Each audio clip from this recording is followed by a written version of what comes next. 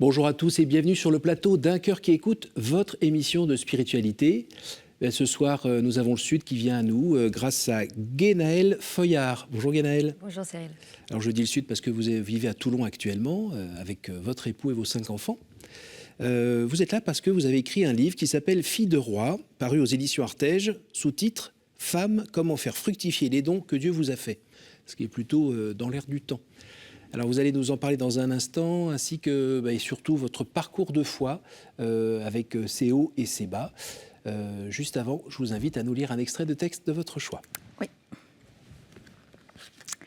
Voilà, donc moi j'ai choisi ce texte de Vatican II. Donc, l'heure vient, l'heure est venue où la vocation de la femme s'accomplit en plénitude. L'heure où la femme acquiert dans la cité une influence, un rayonnement, un pouvoir jamais atteint jusqu'ici. C'est pourquoi, en ce moment où l'humanité connaît une si profonde mutation, les femmes imprégnées de l'esprit de l'Évangile peuvent tant pour aider l'humanité à ne pas déchoir. Pourquoi cet extrait? Il est vraiment symptomatique de ce livre?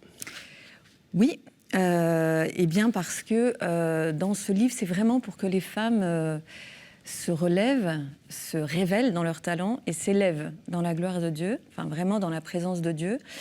Et cet appel dans Vatican II, si vous voulez, c'est vraiment pour que la femme soit debout, rayonnante, et voilà, dans la cité. Mais parce qu'avant, elle était où? C'est une bonne question. Non, elle l'a toujours. On peut dire que la femme a toujours été là, mais on sait aussi que on sait aussi que la place de la femme a quand même évolué ces dernières années, ces derniers siècles. Donc voilà, à travers Fille de roi, vraiment, c'est un appel à ce que la femme se réveille aussi, se réveille et se mette, soit vraiment dans sa pleine vocation de fille de roi. Alors on entend pas mal dans les médias notamment, depuis plusieurs années, on entend bien un mouvement de la part féminine de la population mondiale qui est là plutôt à lever le poing, limite sortir les couteaux pour opérer ces messieurs. Vous êtes dans ce mouvement-là? Je vais réfléchir. Non, pas du tout. Non, je suis à cette question du féminisme. Je me considère féministe dans le sens où, dans le bon sens du terme, c'est-à-dire dans le sens où on a acquis des droits dans certains. Voilà, il y a peut-être encore 2 siècles, 1 siècle, j'aurais peut-être pas pu monter mes boîtes de la même manière. Par contre, évidemment, je suis je dirais contre, en tout cas je ne suis pas pour ces mouvements féministes extrémistes. Il y a d'ailleurs 70% de la population française aujourd'hui qui se pose des questions. Notamment, je donnerai l'exemple des fémènes qui se mettent, qui viennent seins nus dans la cathédrale à Notre-Dame de Paris. Non, ça c'est pas possible.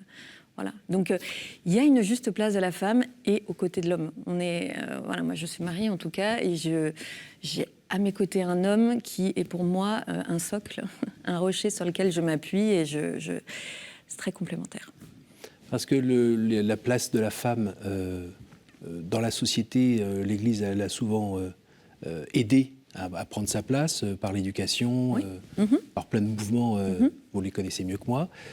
Aujourd'hui, on voit bien qu'on réfléchit un petit peu à faire plus rentrer des femmes dans les circuits de réflexion au sein même de l'Église. Oui. Pour vous, quand on parle d'égalité homme-femme, vous entendez ça comment ? J'entends ça bien sûr qu'on est égaux dans le sens en dignité. On est égaux, mais on est très complémentaires. Donc ça ne veut pas dire que la femme doit devenir un homme, ni l'homme une femme. Donc on est très complémentaires. Et d'ailleurs, je le dis souvent, c'est que Dieu a donné à Adam et Ève la gestion du monde, de la société, il ne faut pas l'oublier. Donc en fait, c'est dans cette juste complémentarité, je dirais, entre l'homme et la femme, qu'on pourra avoir une humanité peut-être plus, je ne sais pas comment dire, mais plus ajustée, plus selon le cœur de Dieu. Plus harmonieuse. Plus harmonieuse, voilà. Alors, vous vivez actuellement à Toulon, vous êtes originaire de Bretagne, oui. Vous avez rencontré votre mari en Normandie. Paris. À Paris. Oui, on est après parti en Normandie. Normandie. Et pourquoi vous êtes allé à Toulon ? Vraiment un appel, pour le coup, un appel du Seigneur. La mission, une mission, clairement. On était en Normandie, je vais vous dire, et on venait de faire agrandir la maison. Sébastien a son cabinet, parce qu'il est psychiatre, il est médecin. Et c'est vraiment un appel très fort du Seigneur pour le sud de la France, sud-est de la France. Et vous aviez rencontré auparavant la prière des mères? Tout à fait. En fait, on était donc en Normandie. Il y avait plusieurs femmes qui venaient prier chez moi à la maison. Oui. Ce thème de la femme m'a toujours habité depuis très longtemps. Et donc, on priait avec ces femmes à la maison et on s'est dit, à la fin de cette année, tiens, on va peut-être rejoindre un groupe de prière des mères. Et en fait, dans ma petite chapelle en Normandie, parce qu'on avait une petite chapelle, j'ai vraiment eu cette révélation, je ne sais pas si on appelle ça une révélation, ce que vous voulez, sur fille de roi, sur cette identité de la femme, fille, épouse et mère, et en même temps cette femme orante et combattante. Et ça, c'est quelque chose que j'ai reçu en Normandie, et quand je suis arrivée à Toulon, parce que je me disais en Normandie, je ne vois pas, je suis en pleine campagne, comment ça va se faire? Et quand je suis arrivée à Toulon, c'est là où tout s'est ouvert, avec Monseigneur Ray, la Sainte Baume, Marie-Madeleine, et là... C'était le bon terreau. Voilà, on va dire ça. Alors, fille de roi, moi je suis fils de roi. Hein. Oh oui. Ça marche bien, ça. Ça marche. D'accord. Fille de roi, pourquoi ce nom spécifique? Qu'est-ce que ça veut dire? Fille de roi, eh bien, c'est parce que nous sommes filles de roi, hein, le roi du ciel, donc Dieu notre Père, et nous sommes filles de roi, c'est-à-dire que tout l'héritage du Père nous appartient. Et on a une vraie dignité dans le cœur de Dieu. Voilà. Ça vient de là, fille de roi. C'est vraiment, on est les filles bien-aimées du Père. Et quelle était la nécessité aujourd'hui de le redire, puisque c'est depuis toute éternité que vous êtes fille de roi? Eh bien, un appel, encore une fois, à ce que la femme se relève, se révèle dans ses talents et s'élève. Et qu'elle se souvienne qu'on est justement fille de roi, on a une dignité incroyable en tant que fille de roi et bien justement d'en vivre. Aujourd'hui, on peut dire quand même que malheureusement, bien, beaucoup de personnes autour de moi, dans mon travail, je rencontre beaucoup qui ont, d'une certaine manière, qui ont perdu la foi, mais qui se posent plein de questions. Hein, donc c'est plutôt bon signe. Mais non, vraiment de se rendre compte qu'on est aimé, infiniment aimé. Dans votre cheminement personnel, comment vous en êtes arrivé là? Vous êtes née dans une famille catholique? Oui, je suis née dans une famille catholique, pratiquante. Et moi, j'ai toujours aimé le Seigneur depuis que je suis toute petite. Alors, j'ai eu des moments de conversion dans ma vie, et puis j'en ai encore aujourd'hui. Mais ce que je veux dire, c'est que j'ai vraiment, depuis mon plus vieux souvenir, je vais vous dire, c'est quand j'avais l'âge de 4 ans et que je priais dans l'oratoire de mes parents. Donc, j'ai vraiment... c'est quelque chose qui m'a toujours habité. J'ai toujours, si vous voulez, ressenti la présence du Père aimant sur moi, malgré toutes mes bêtises, mes péchés, tout ce que vous voulez. Toujours été là. Est-ce qu'il y a un autre moment plus grand où vous avez eu l'impression de vraiment le rencontrer de personne à personne? Alors, en fait, c'est comme ça, parce que ça, j'ai réfléchi il n'y a pas longtemps à ça. C'est que j'avais cette intimité avec le Seigneur, avec le Père, mais à l'âge de 20 ans, enfin, oui, 20 ans ou 22 ans, je ne sais plus, je suis allée faire un stage au Mexique pendant 6 mois. Et je suis revenue un peu vidée, déboussolée à Paris, en région parisienne. Vous bougiez beaucoup, ouais. Vous faisiez beaucoup la fête? Oui, j'ai bien profité de la vie, toujours. Mais d'ailleurs, j'en profite toujours actuellement. Mais parce que ça fait partie de la vie. Mais ce que je veux dire, c'est que je suis rentrée à Paris vidée, et d'une certaine manière, je suis rentrée dans une église et j'ai fondu en larmes. Et je vous passe les détails, mais pendant 6 mois, j'ai pleuré. J'allais tous les jours à la messe, et je pleurais, je ne savais pas pourquoi. Et puis jusqu'au Tridium Pascal que j'ai passé à Hautecombe. Et là, j'ai vraiment, j'ai comme si le voile tombait, c'était Jésus-Christ, le Christ en fait, qui était venu dans ma vie. C'est devenu christocentrique, je ne sais pas si on peut dire ça. Mais donc ça a été une deuxième étape de ma vie. Et puis il y en a eu une troisième aussi. Ça a été la rencontre avec le Saint-Esprit, l'Esprit Saint, le Saint-Esprit dans ma vie, qui est extraordinaire. C'est passé comment? À quelle occasion? Effusion. Une très grande effusion du Saint-Esprit. Avec une date précise? Oui, une date précise, c'est que... Alors, une date précise, il y en a eu plusieurs, mais notamment une guérison physique que j'ai reçue peu avant mon mariage. J'ai vraiment été guérie physiquement. Pas comment je vais vous dire, mais j'avais eu mes règles, vous voyez, 3 fois entre l'âge de mes 14 ans et J'allais me marier de mes 23 ans. Je ne savais pas si je pourrais avoir des enfants, Voilà, j'étais allée voir plusieurs médecins, on ne savait pas trop. Et j'ai eu la prière des frères d'amis, d'un groupe de prière, qui ont prié sur moi. Personne ne savait que j'avais ce souci-là. On a prié sur moi. Et alors on parle de repos dans l'esprit. Je suis tombée dans le repos dans l'esprit pendant 3 heures. Oh. Et j'ai vraiment été visitée par le ciel et j'ai été guérie instantanément. Oh là là. Et c'était 1 mois avant mon mariage. Oh là là. Non, c'était quand même... Oui, c'est du cadeau de mariage. C'est un vrai cadeau de mariage. Voilà, non, vraiment. Et puis aujourd'hui, j'ai 5 enfants sur Terre et 4 au ciel. J'ai eu 9 grossesses, vous voyez. Et donc, non, le Seigneur est bon. Il guérit, il console. Alors, la Sainte Vierge a l'air pas mal non plus, parce qu'il y a un moment où vous êtes en voiture, vous étiez habitué à faire des grands trajets, des milliers de kilomètres par-ci, par-là, et puis là, il y a un enchaînement de circonstances de dingue. Racontez-nous. Oui, donc en fait, c'était juste avant le congrès, le premier congrès Filles de Roi. J'étais dans ma famille en Savoie, et je devais refaire tous ces kilomètres pour aller en Bretagne. Donc c'était en juillet, le 16 juillet 2017. Et dans cette voiture, j'étais seule avec 6 enfants. Donc les 5 miens, plus une amie d'une de mes filles. Et puis, au bout d'1 heure et demie, évidemment, j'ai ma dernière qui hurle parce qu'elle a soif, parce que voilà. Et donc j'ai ma fille qui se détache, qui passe par-dessus parce qu'elle veut récupérer une bouteille. Qui est sur le siège du passager ? Qui est sur le siège du passager. En fait, ils étaient tous derrière parce que j'avais un trafic, passenger. Donc je ne sais pas si vous imaginez une très grande voiture. Et donc j'ai ma fille aînée qui passe devant pour récupérer la bouteille. Et puis moi, en fait, on était à 125 km/h sur l'autoroute. Et ma fille passe par-dessus bord et elle tombe. Il n'y avait rien de grave, mais si vous voulez, mon réflexe, ça a été de la rattraper. Et là, en fait, vous vous imaginez pas, c'est-à-dire que là, j'ai perdu tout le contrôle. C'est-à-dire que j'ai perdu le contrôle de mon volant et j'étais à 125 km/h. Autant vous dire que... Sur l'autoroute ? Sur l'autoroute. Et donc là, vous n'avez rien pu faire. C'est allé très très vite. Tout est allé tellement vite. J'ai entendu des cris. Ensuite, après, j'ai voulu redresser. Puis en fait, c'était encore pire. Donc je me suis pris un premier tonneau, un deuxième tonneau. Et puis plus rien. J'ai eu un trou noir, en fait. Un trou noir. Et je me suis réveillée, parce que ça fait 9 km de bouchon. On est venu nous chercher. J'avais ma voiture comme ça, sur le rebord. Moi, j'étais au-dessus et j'avais ma fille... Et accrochée avec la... Accrochée, Et puis surtout, là, je vois donc toutes les vitres brisées. Et là, je hurle le prénom de chacun de mes enfants. Et quand j'arrive à Sarah, donc notre dernière, rien. Et là, je peux vous dire que j'ai eu un coup de poignard dans le cœur. Rien, pas de... Donc j'ai hurlé, je suis sortie de la voiture. Et là, il y avait toute une foule autour d'un petit corps qui était là. Et je me suis dit, mais... On m'a dit, ne vous approchez pas, madame. Donc j'ai vraiment cru que c'était fini. Terminé. Parce qu'à 125 km/h, je ne sais pas si vous imaginez, elle s'était détachée, en fait. Oui. C'est donc, une pierre qui vole. Une pierre qui vole. Oh et là en là. fait, non mais là, je me suis effondrée. Et en fait, je me suis retrouvée à l'hôpital. On s'est retrouvés à l'hôpital. Et puis là, j'ai retrouvé Sarah. On est resté 1 semaine à l'hôpital. Et...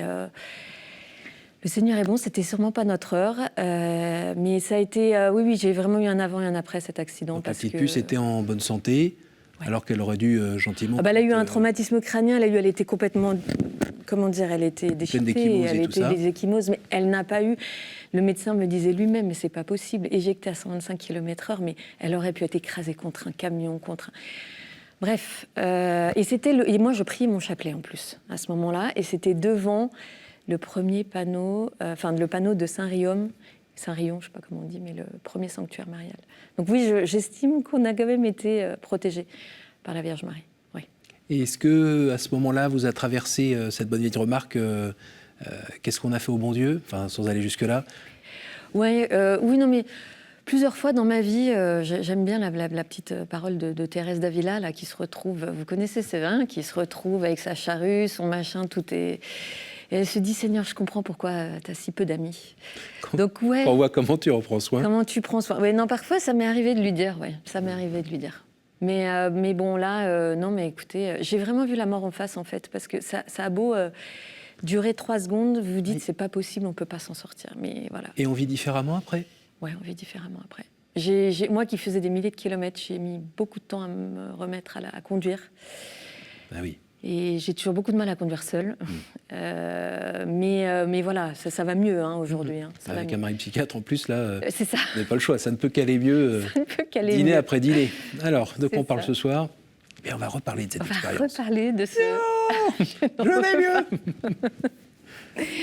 Votre vie de foi, elle a changé aussi à partir de ce moment-là ou pas? Ou c'était encore plus, c'est toi qui tiens le volant, Seigneur ou... Oui.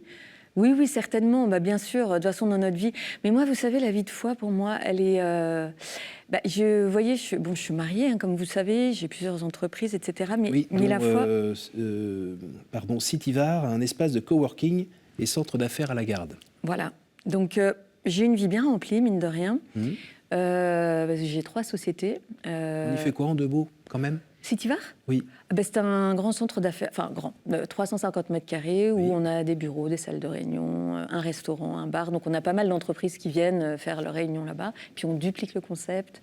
D'accord. C'est aussi un organisme de formation professionnelle, donc éthique, Calliope, qui est certifié Calliope. Donc on a aussi pas mal de domaines. Voilà. Donc j'ai une vie assez remplie, mais d'une certaine manière... Ce qui est le cœur de ma vie, c'est quand même c'est ma foi, parce que je pourrais pas sinon. Et alors comment Et puis vous avez des batteries en plus que vous mettez dans vos chaussures le soir pour avoir l'énergie de prier ou... Non, c'est au contraire, c'est ce qui me donne l'énergie, c'est l'oraison. Je fais oraison depuis, je sais pas, au moins une vingtaine d'années, mais je me lève plus tôt, je me lève à 6h du matin. Et puis j'ai l'oraison, j'essaie d'aller à la messe quotidiennement aussi. Et puis ce qui a été très fort dans ma vie, c'est la prière du rosaire. On pourrait se dire, mais comment est-ce que tu as le temps de faire tout ça? Mais au final, Attendez. Comment vous avez le temps de faire tout ça? Oui, merci Cyril, il faut répéter. Non. Mais en fait, quand on prie, on gagne beaucoup de temps. Parce qu'on va à l'essentiel. Donc au final, je ne dis pas que c'est toujours parfait, loin de là, mais en tout cas, ce qui est sûr, c'est que moi, sans lui, je ne peux rien faire. Donc c'est simple. Et ça, c'est pas des mots? Non, c'est vraiment pas des mots. Non, je peux vous dire qu'une journée sans lui, ou une journée... Non, vraiment, c'est pas des mots. Parce qu'il faut suivre les enfants. C'est ça. Il faut être un peu présente à son mari quand même. C'est ça.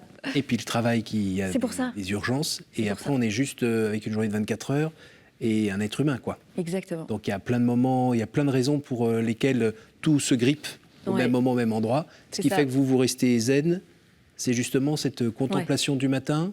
Cette contemplation du matin, mais que j'essaie d'avoir, pas toute la journée, 24 heures sur 24, on ne peut pas, mais c'est, ce que je veux dire, c'est d'avoir cette espèce de... Oui, vous savez, la prière, pour moi, l'oraison, pour moi, c'est comme l'oxygène qui est nécessaire au corps. Je dirais que c'est nécessaire. On en a assez. Et voilà, et c'est ça. Et ce que je veux dire par là, c'est qu'avec on sait où on va. On sait où on va et on va à l'essentiel. On pourrait croire que je passe, je sais pas, 10 heures de mon temps. Mais en fait, on sait où on va, les personnes qu'on a à contacter. Que, je sais pas. C'est plus fluide, en fait. Beaucoup plus fluide. C'est loin d'être, encore une fois, loin d'être parfait. Vous venez chez moi, parfois, souvent, je loupe mon repas le soir, je suis en retard, parfois. Voilà. Vous impatientez parfois avec les enfants? Ça m'arrive. Ça m'arrive. En fait... Oui, tout le temps. En fait... oui, bien sûr. Mais pas de doute, le Seigneur est là. Ouais. Et de temps en temps, il se fait moins présent quand même? Oui, on ne peut pas dire que... C'est pas une question de sensiblerie ou de sensibilité. C'est pas une question de ça, mais... je sais pas. Il est là.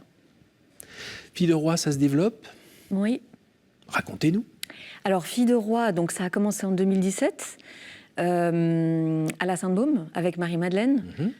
Plus de 350 femmes qui sont venues de toute la France. C'était magnifique, parce qu'il y a une quinzaine d'intervenantes qui viennent dans tous les domaines de la société.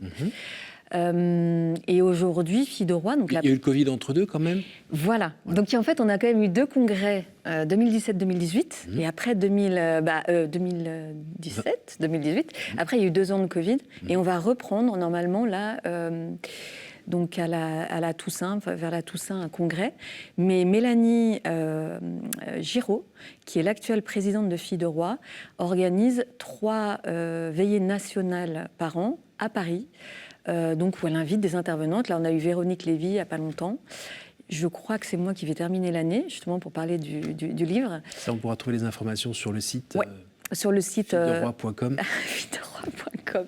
Mais donc on a une équipe, oui, bien sûr qu'on a une équipe aujourd'hui, et Mélanie est formidable. Et ça couvre la France? Ça couvre la France, ça déborde en Belgique, en Suisse? En fait, ça déborde partout. Figurez-vous que depuis le Covid, ça déborde encore davantage, parce que nous, on s'est posé la question, on s'est dit, mais comment on va faire, puisqu'on ne peut plus avoir 350 femmes? Mais du coup, c'est CN Média ils viennent à Paris. Et en fait, on a des femmes justement d'Afrique, de Guadeloupe, de Belgique, de Suisse.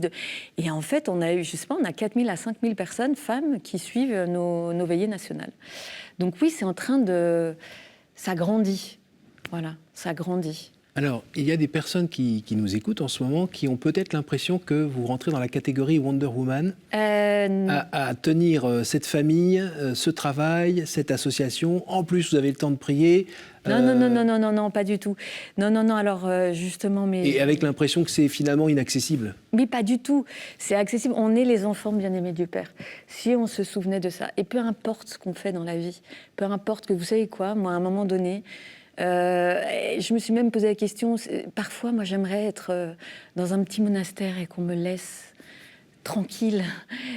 Mon Dieu, comme j'aimerais, vous voyez. Donc, c'est rare chez vous? J'en ai besoin. Et j'essaye d'avoir des temps de silence. Donc je me lève à 6 heures. Donc je me lève à 6 heures, mais j'ai pas le choix. Mais c'est ça, voilà, mais non, alors surtout pas. Mais je dirais que peu importe la vocation qu'on a, peu importe là où on en est, dans quel domaine on est, en fait, en réalité, le plus important, c'est de se souvenir que on est les filles bien-aimées du Père, c'est tout. Les fils et filles bien-aimées du Père. Vous avez de la chance, vous êtes fils de roi aussi. Mais donc voilà. Mais vraiment, c'est ça. Non, pas de... Voilà. Et vos enfants, de quel âge à quel âge? Alors, notre aîné, là, il a 16 ans, et notre dernière a 8 ans. On arrive à transmettre toutes ces choses-là à ces enfants? On essaye. Pas toujours simple, surtout pour les adolescents, je dirais. Non, c'est pas toujours évident. Pas toujours évident, mais on essaye. Je pense que c'est notre rôle. Après, ils ne nous appartiennent pas, je dirais. On donne tout ce qu'on peut. On essaie de leur transmettre nos valeurs. Et puis après, bien, ils sont libres après. Hein. C'est parfois un peu une blessure de voir que ça tourne oui, parfois c'est... pas exactement comme on voudrait. Oui, c'est pas évident. Comme vous disiez, on est des tuteurs, on n'est pas... Et oui, non, c'est pas toujours évident. Non, parfois ça nous... Non, sérieusement. Tu sais, parfois c'est pas toujours simple. La prière du soir en famille, vous y arrivez ou pas? Alors, quand on est tous là, parce que Sébastien, donc mon mari, rentre assez tard le soir, puisqu'il travaille 4 jours blindés par semaine. Bon, moi, je suis pas toujours là le soir non plus, mais le week-end, oui. Et puis, on fait, mais oui, on essaye que ce soit quand même le cœur dans notre vie de famille. Vous voyez, mais on fait avec ce qu'on a. Et avec ce qu'on est aussi. Et avec ce qu'on est aussi. Alors, on arrive à la fin de l'émission. C'est le moment pour moi de sortir mes cartes et de vous faire un très bel éventail. Alors, vous allez, s'il vous plaît, me dire par 3 fois un chiffre entre 1 et 10. Je vous écoute. Le 3. Au jour du jugement, qu'aimeriez-vous que Dieu vous dise, Guénaëlle? Je t'aime. Ah oui, 7.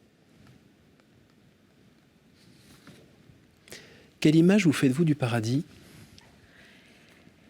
Un lieu céleste, enfin c'est idiot de dire ça, mais un lieu rempli de lumière céleste et où on retrouvera toutes les personnes qu'on a aimées et qui nous ont aimés. Avec du chant ou du silence? Oh, le 2.